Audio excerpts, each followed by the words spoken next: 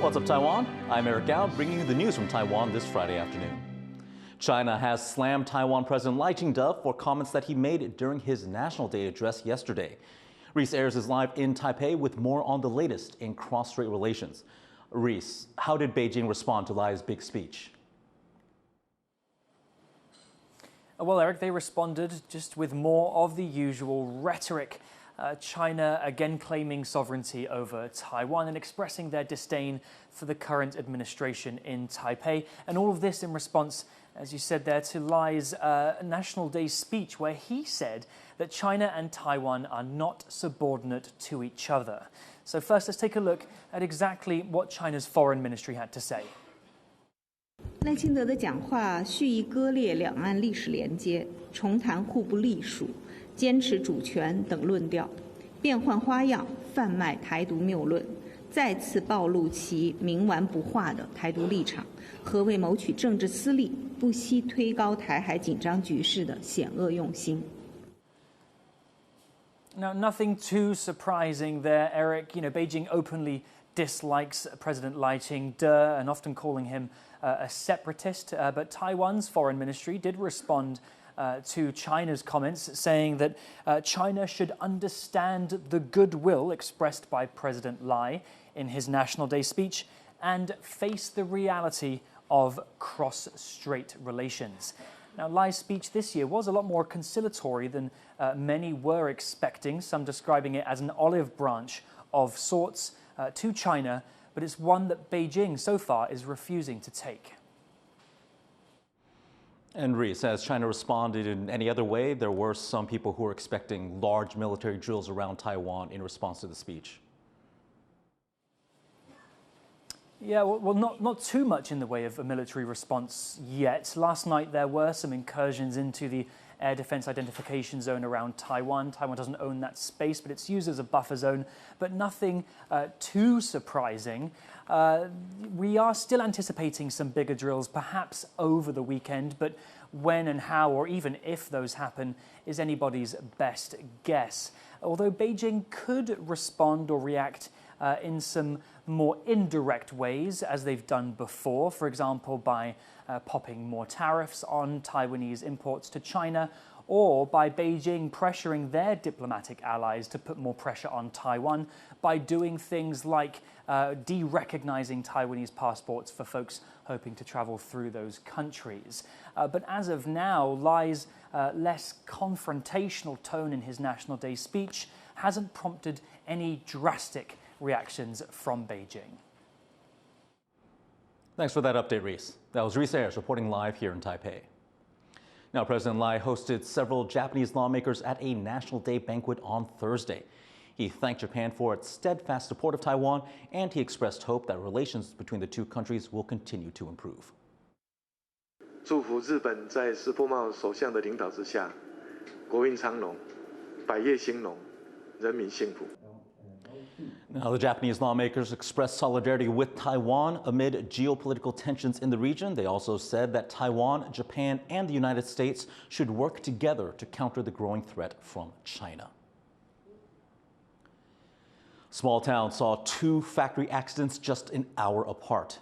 Inspectors have shut the plants down, putting a new focus on the state of workplace safety rules here in Taiwan. John Van Trieste reports. It was shortly after 9 on Thursday morning when Ms. Huang fell into this trash compactor, killing her. She'd worked for over a decade at this recycling plant in the Yunlin county town of Doliu. The conveyor belt had gotten stuck, and all she'd done was check to make sure the machine wasn't broken. By the time the plant's owner realized something was wrong, it was too late.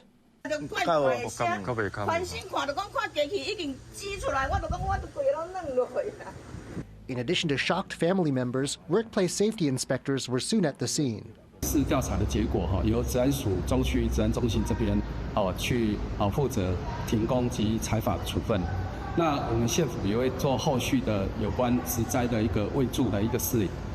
In the same town, barely an hour later, an Indonesian migrant worker was nearly buried alive at this cement factory. They'd gone down to work in a deep rock pit when a conveyor belt above that had gotten stuck suddenly started moving again, bringing an avalanche of stone. Thanks to a safety harness they were wearing, firefighters were able to rescue this worker, but it was a close call.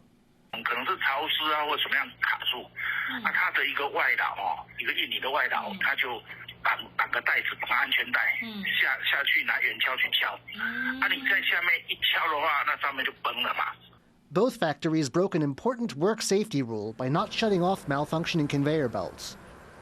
They've both been shut down and fined a little over $9,000.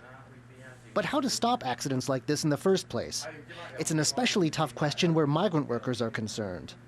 NGO Global Workers Organization Taiwan says they are 2.5 times more likely to suffer a workplace accident than their Taiwanese counterparts.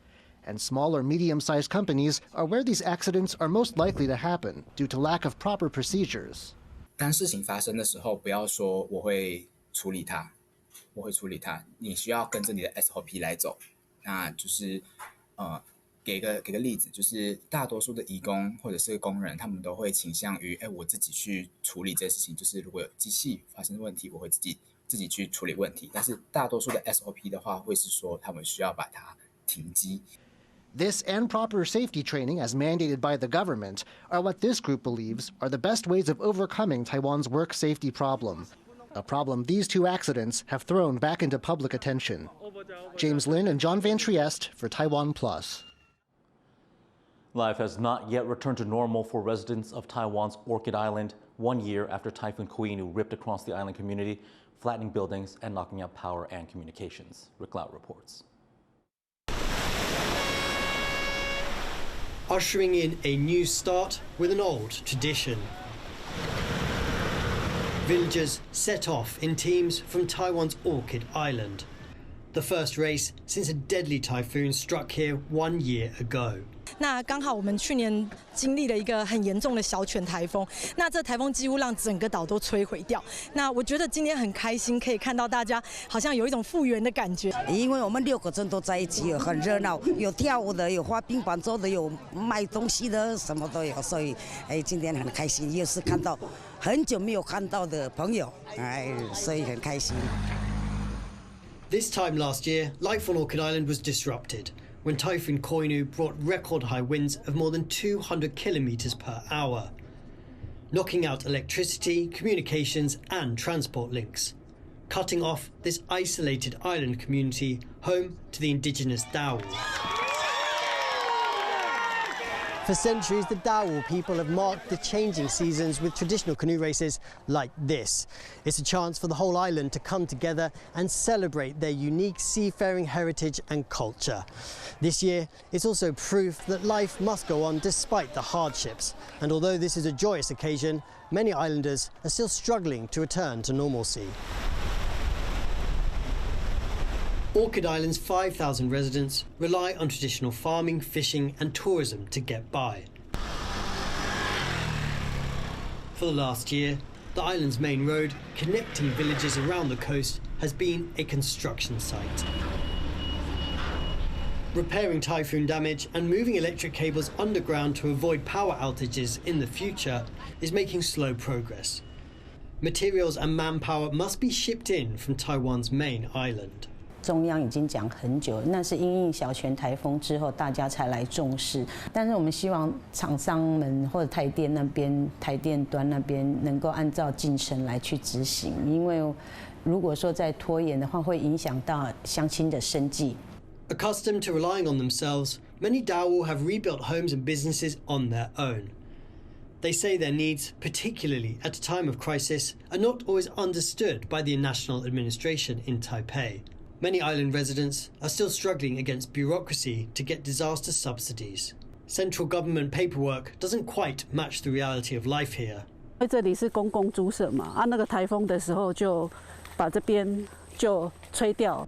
For one, this village hasn't managed to secure the funds to fix their pig yard, caught in a grey area between private and public property.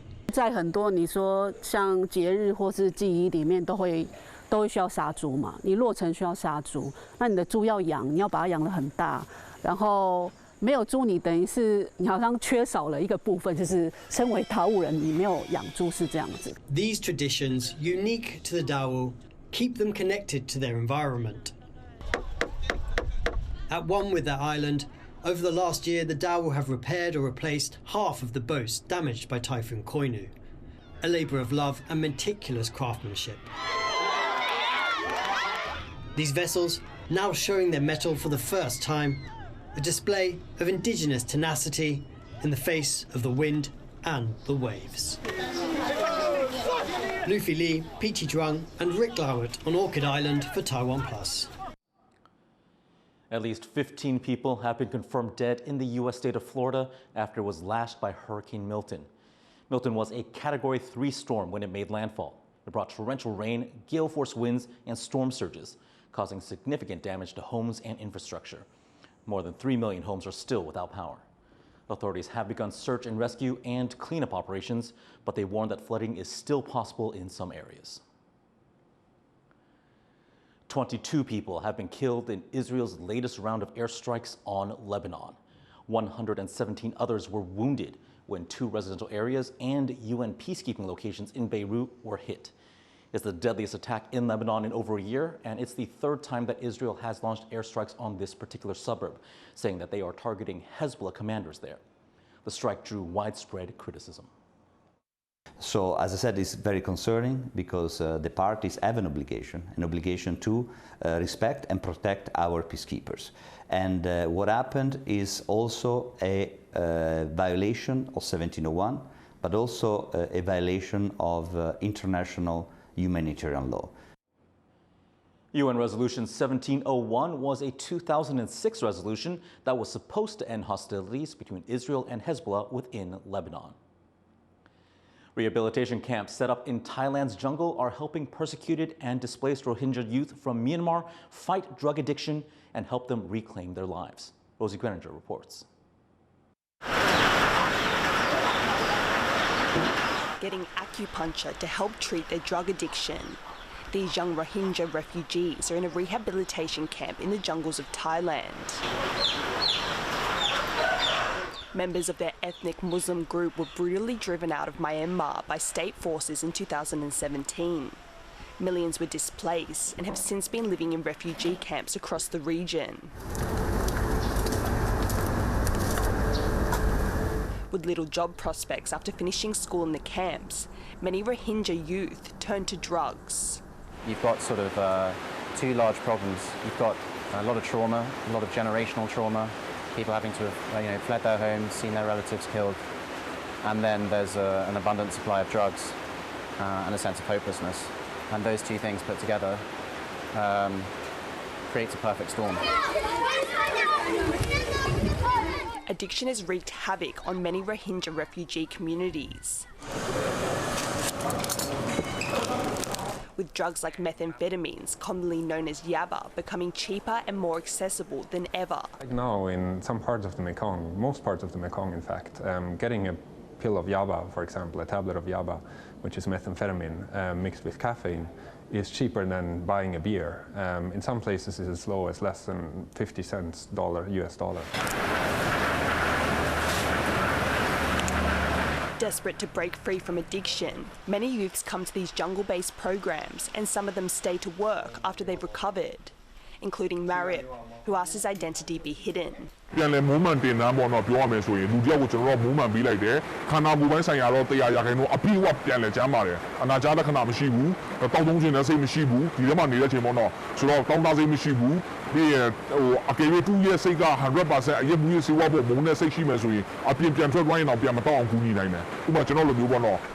the face of overwhelming challenges, these young Rohingya are determined to reclaim their lives, helped by others like them who've completed the program.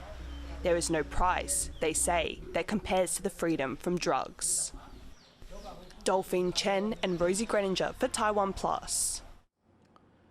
Thanks for tuning in for What's Up Taiwan. Grab our app to get updates from us directly or visit our website to see more of our programs. Finally, check out the fireworks display at the Taipei 101 skyscraper, part of the National Day celebrations last night. I'm Eric Gao. Take care. We'll see you later.